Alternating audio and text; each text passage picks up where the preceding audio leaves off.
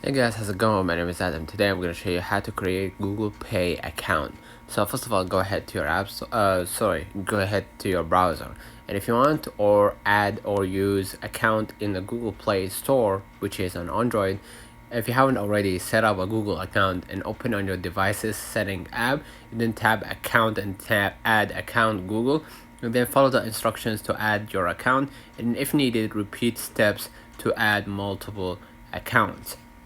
Now if you want to basically add or use the Google Pay, let me just go ahead.